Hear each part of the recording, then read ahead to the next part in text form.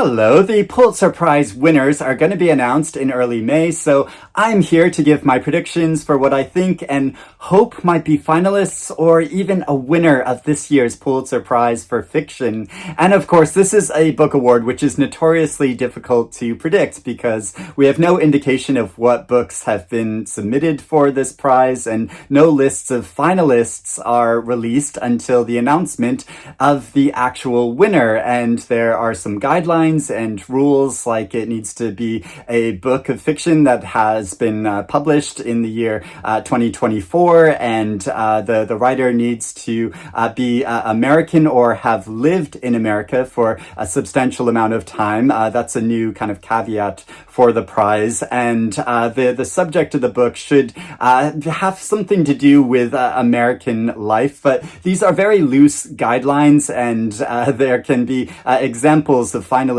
or winners from the past which don't adhere to these guidelines, so they don't always entirely stick. However, typically when the winner is announced, there is usually, not always, but usually only one winner and two finalists that are announced alongside that winner, and there are cases in past years when this hasn't been the case as well. So there is really no way of telling in any given year what the results of this award might be. And the Pulitzer Prize, I've had ups and downs with this award in terms of my own personal enjoyment of its winners. I mean, there are examples like Demon Copperhead and the Nickel Boys and the Underground Railroad and the Hours, which I love so much and I count amongst some of my favorite books. But then there are other years such as Gilead by Marilynne Robinson. I'm sorry, I just didn't really get on with that novel, though I've loved some other Marilynne Robinson books, so I know I should go back and reread Gilead, and of course last year's winner of Night Watch, which I really actively disliked. So honestly, who knows how it's going to go, but I've decided to limit myself to predicting just 10 books, even though there's typically only one winner and two finalists, but I thought I'd give myself a bit of space to mention a bunch of books which I think have a really good chance, or at least I hope they do. And my shot in the dark is going to begin with the novel Headshot by Rita Bullwinkel, because this is a novel that really took me by surprise and which has really lingered with me over a long period of time, as it's a story that follows a female boxing competition for young women, and the series of women that go head to head with each other trying to win this regional female boxing competition, and how it follows their stories, both exploring their pasts and their futures, I think is so inventive and flows in this really fascinating way. And it's also a suspenseful novel, because I was wondering who is actually going to win this competition, and will any of these girls be injured in the process, because obviously it's a very dangerous sport. But how it speaks to the experiences of young women in America today, I think is really striking, and so I think it makes it an excellent candidate for this prize. My next guess is Butcher by Joyce Carol Oates, and Joyce Carol Oates has never won the Pulitzer Prize before. She has been a finalist multiple times before, and she's won the National Book Award, but never the Pulitzer, so maybe this will be her year. And if this novel actually wins, it will be quite a feat, because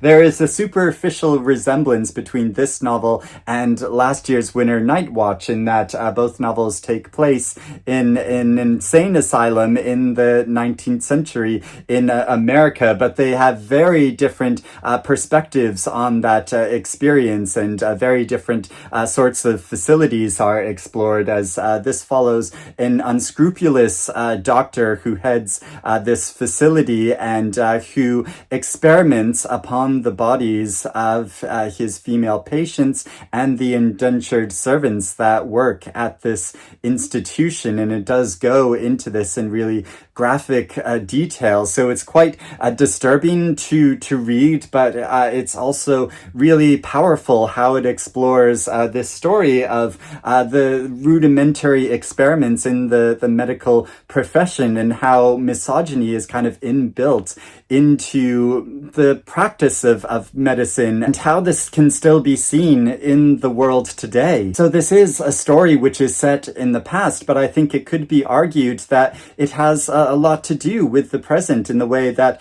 women's bodies are trying to be controlled through legislation again. It's a tale which is also structured in a very inventive way and has a compelling storyline and romance or anti-romance which runs throughout the book. Then there is one of my favorite books that I read last year and one of my favorite books of recent years, which is My Friends by Hisham Matar. And of course, this might not be a book which is eligible. It's kind of fuzzy in that regard. Although Hisham Matar was born in America, he spent a lot of time living outside of America. And also, this is a novel which is primarily set between Libya and the UK. So I'm not really sure if it would qualify, but I think it is so extraordinary that I hope the judges make an exception of it and do include it in this year's list of finalists or even the winner, as it follows a young man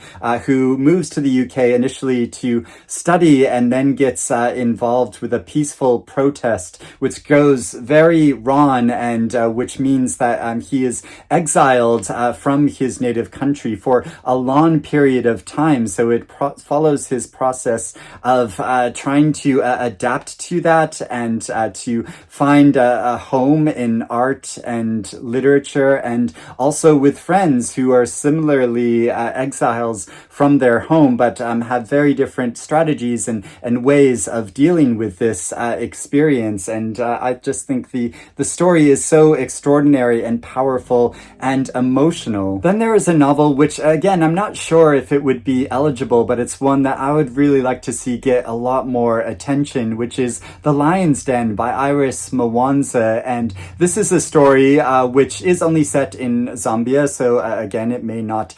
qualify, but there are other examples in the Pulitzer past of books that aren't set in America or really have anything to do with America. But the story follows a young female lawyer in the 1990s in Zambia whose very first case is an individual who is being persecuted and arrested for being homosexual and being outwardly a man who is dressing in women's clothing, and the horrible persecution that this young individual goes through and the extreme difficulty the lawyer has in trying to defend their case, and amidst lots of prejudice that is legislated, but also a lot of social stigma, and looking at all of the complications in this, but also looking at her unique life and perspective that she has on her rapidly evolving country. Creation Lake by Rachel Kushner. Now, I had very mixed feelings about this novel, but it's one that I thought was really fascinating and quite inventive in how it was written, and follows a woman who's a kind of super sleuth. She's an undercover spy that infiltrates this environmental community in rural France to try to find out information about what they are up to and their activism and protests, but also to plant the seeds so that they can hopefully be arrested and suppressed. And so it's looking at this issue of sort of big corporations against small groups of concerned activists, and how that works